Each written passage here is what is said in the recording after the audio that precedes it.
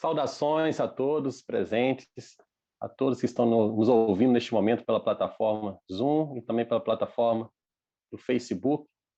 Quero agradecer essa oportunidade, me sinto muito honrado por estar mais uma vez podendo trazer, através de uma forma bem sintetizada, um pouquinho da história, da biografia desse ilustre personagem brasileiro, Barão do Rio Branco, diplomata, que teve, no caso, ele contribuiu muito para o fim das disputas e também para a melhoria das relações internacionais do país.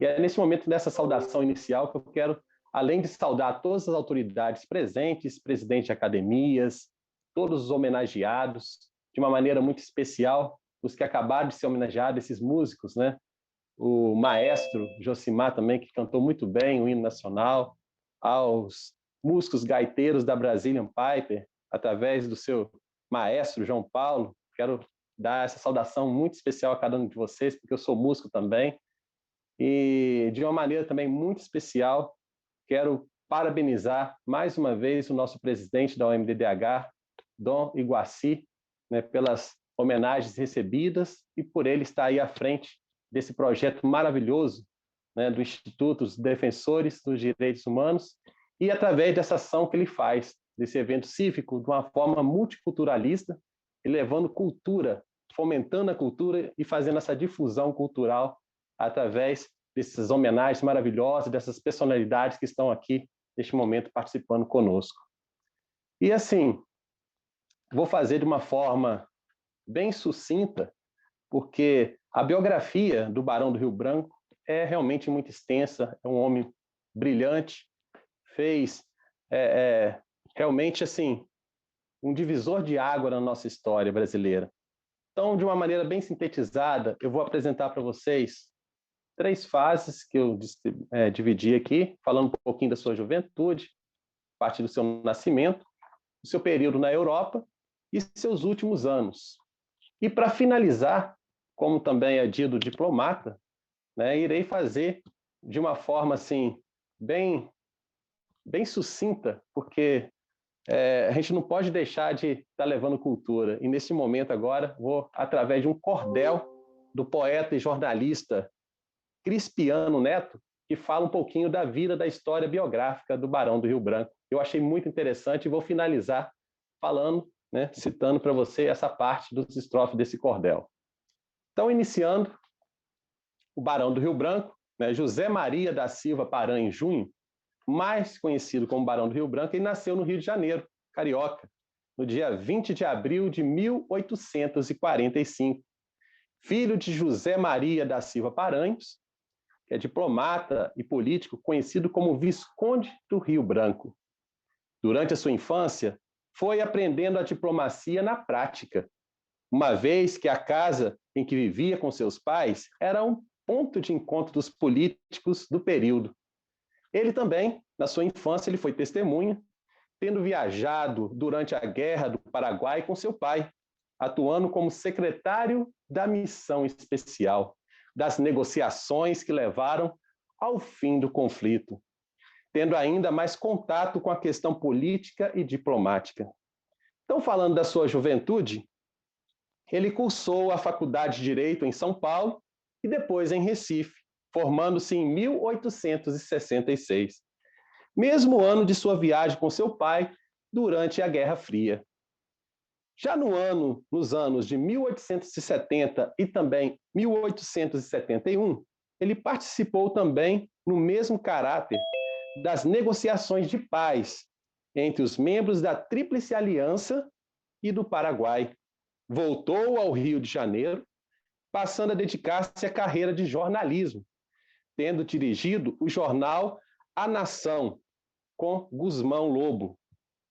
Já no ano de 1876, ele deixou o jornalismo para seguir a carreira de cônsul-geral do Brasil em Liverpool. Alguns anos depois, em 1884, José recebeu a missão de delegado à Exposição Internacional de São Petersburgo, sendo nomeado 5 anos depois, após a proclamação da República, superintendente-geral na Europa da imigração para o Brasil, substituindo Antônio Prado, e neste cargo permaneceu até o ano de 1893. Vou falar para você o período da Europa. Foi durante o período em que viveu na Europa que produziu diversas obras e entre delas, a Memória sobre o Brasil para a Exposição de São Petersburgo. No ano de 1893, ele foi escolhido por Floriano Peixoto para substituir o Barão Aguiar de Andrade, que faleceu em missão. E ele foi encarregado de advogar os pontos de vista brasileiros quando a questão da missão de Aguiar de Andrade de defender os direitos do Brasil aos territórios da missão e foi submetido ao arbitramento do presidente de Cleveland, dos Estados Unidos. Apresentou nesse quesito uma exposição com a questão de limites entre o Brasil e a Argentina, obra que contribuiu para o laudo arbitral de 5 de fevereiro de 1895. 3 anos depois deste laudo arbitral, ele foi encarregado ainda de resolver a questão do Amapá, que já vinha sendo estudada por Rio Branco desde 1895. Quando chegou a Berna, apresentou uma memória com 7 volumes, e a sentença arbitral de 1º de dezembro de 1900 foi favorável ao Brasil. Com isso, o nome de Rio Branco se destacou com relação a qualquer outro político do período. Falando dos seus últimos anos, ao final de 1900, ele foi nomeado ministro plenipotenciário em Berlim e depois, 2 anos depois, assumiu a pasta das Relações Exteriores, tendo sido convidado por Rodrigues Alves. Ele permaneceu no cargo até seu falecimento em 1912. E durante a sua gestão, negociou com países vizinhos que acabavam tendo questões litigiosas e encerrou as disputas que o Brasil tinha com quase todos os países da América do Sul. E tendo solucionado os problemas da fronteira, Rio Branco, o Barão do Rio Branco, ainda lançou uma nova política internacional totalmente moldada ao Brasil moderno e suas necessidades, tendo sido um pan-americanista bastante devotado e objetivando preparar aproximações entre as repúblicas hispano-americanas, tendo ainda acentuado a tradição de cooperação e amizade com os Estados Unidos. Barão do Rio Branco faleceu no Rio de Janeiro no dia 10 de fevereiro de 1912. E antes de iniciar essa parte, que eu vou fazer em forma de homenagem ao Dia do Diplomata e também contando de forma bem sintetizada, através desse cordel, a história do Barão do Rio Branco. Quero também mandar uma saudação muito especial para quem está aí na plataforma, nossos irmãos de Moçambique, na África, está aí também assistindo, de Lisboa, Portugal, de Londres, da Inglaterra, também da Argentina. Uma saudação muito especial a todos vocês. Iniciando o cordel. Peço inspiração poética às musas do mundo inteiro para falar de um grande diplomata brasileiro, bamba da geografia, que foi da diplomacia brasileira o pioneiro. Seu valor excede em muito mina, terra, indústria e banco. José Maria da Silva Paranjunho, homem franco, que brincou, lutou e amou. E a história o transformou em Barão do Rio Branco. O Barão foi um desses homens que a natureza compôs, mas depois quebrou a forma. E o projeto não expôs, foi um daqueles gigantes que igual não houve antes, maior não terá depois. O Barão foi nosso craque no gramado diplomático, foi o papa do acordo, foi estrategista e tático, negociador histórico, um pragmático teórico com um genial senso prático.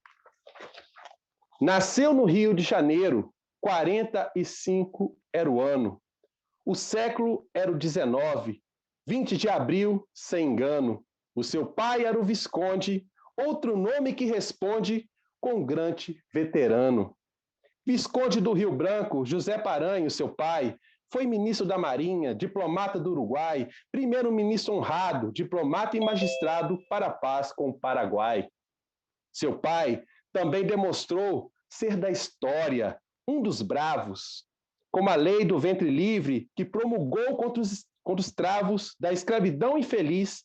Depois dele, no país, não nasciam mais escravos. Sua mãe era Teresa de Figueiredo Faria, mulher de grande estatura, que com a luz lhe educaria para que lhe pudesse ser um dos bambas do poder que, por certo, exerceria. Assim cresceu o menino, sob os cuidados dos pais, fez no Dom Pedro II estudos colegiais e prosseguiu no estudo procurando saber tudo e lendo para saber mais. Teve uma infância infeliz, tendo 8 irmãos ao lado, brincando em praias e parques e em clubes conceituados, bibliotecas e templos, sempre seguindo os exemplos do pai Visconde afamado. O barão, na juventude, ganhou fama de boêmio. Era um típico carioca que amava o bar e o Grêmio. Mesmo com todo respeito, um rasgo de preconceito ele ganhou como prêmio.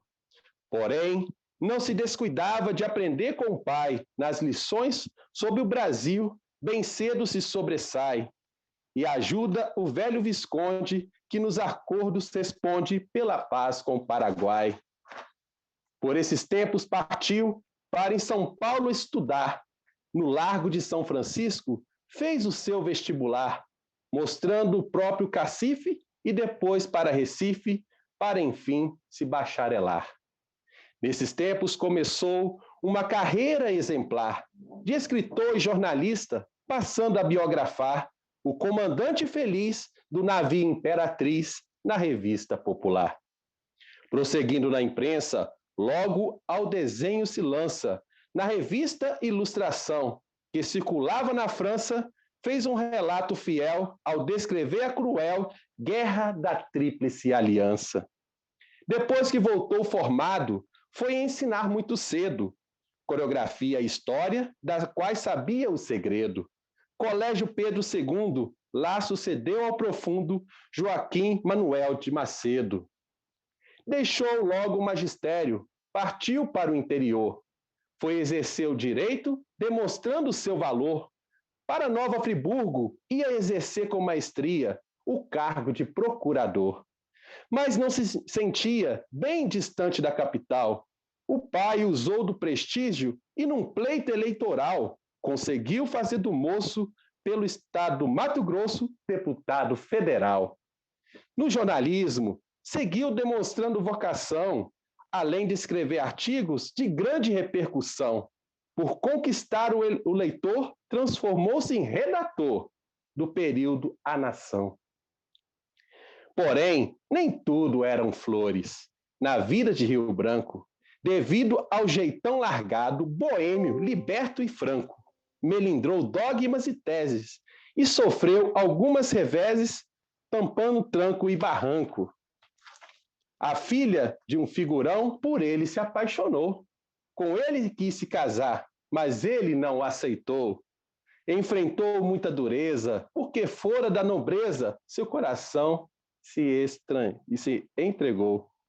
Apaixonou-se por uma bailarina da beleza, Marie Philomène Stevens. Contrariando a nobreza, deixou a nobre na mão e entregou o coração para a belga com mais firmeza. E como se não bastasse desagradar a elite, ainda fez mais uma coisa que a época não admite. A paquera engravidou e o escândalo se instalou, rompendo todo o limite. O Visconde lhe impôs que a bailarina e a atriz fossem embarcadas à Europa para ter o filho em Paris. Por isso, o nobre rapaz perdeu a pompa e a paz, vivendo muito infeliz. Na França, Marie chegou, logo deu à luz um filho, mas o futuro barão, aqui vivia sem brilho, lutou, pediu, padeceu. Morar no mundo europeu era o seu único estribilho. Foi assim que conseguiu emprego noutro país. Instalou-se em Liverpool como cônsul, mas se diz que, tendo a oportunidade, escapava da cidade para ver Marie em Paris. Nasceram mais 4 filhos dessa paixão forte e pura. Durante essa fase opaca, ao nosso Brasil procura estudar profundamente e vai penetrando habilmente nos bons círculos de cultura. Como o cordel é bem longo, eu vou já para a parte mais final dele, para a gente poder encerrar, mas essa parte ela fala muito da história dele como diplomata, já agindo também como ministro do exterior. E assim, o nosso Brasil fincou marcos e bandeira. 9.000 quilômetros quadrados destas maneiras se encaixaram em nosso mapa, findando assim a etapa das disputas de fronteira.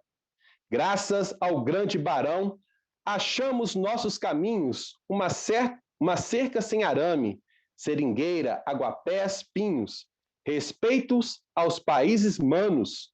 Já são 130 anos sem guerrear com os vizinhos. Com ele, o Brasil ganhou a atual dimensão, esse porte de gigante, esse jeito de bonochão, que ao nosso mapa reveste com norte, sul, leste e oeste, desenhando um coração. 11 vizinhos amigos, nada de expansionismo, a convivência pacífica, o respeito ao altruísmo, o acerto ao momento certo e um coração sempre aberto ao pan-americanismo. Ao chegar ao ministério, não existia estrutura. 27 servidores sem maior envergadura. Verbas, pouca quantia em uma diplomacia tateando em fase escura. O Brasil, que fora herdado pela era do barão, era pobre, endividado, voltado à exportação. Se ter um mercado interno, tendo poucas marcas do inferno, latifúndio e escravidão. 84% do povo era analfabeto. Revoltas por toda parte, país injusto e incompleto, resíduos coloniais, império frágil sem paz e a república sem projeto. Ele, com força titânica, se impôs pela consistência, fez do Itamaraty reduto de inteligência, grande espaço cultural, competente e triunfal, um centro de excelência. Rio Branco cresceu tanto em respeito e inteligência, em talento e honestidade, em vitórias e decência, que seu nome foi lembrado para ser candidato a cargo da presidência.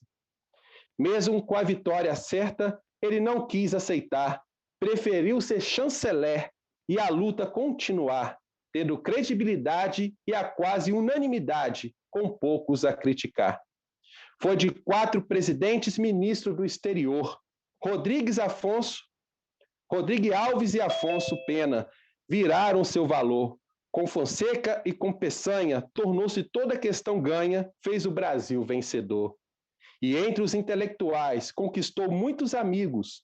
Para o Jornal do Brasil, escreveu muitos artigos.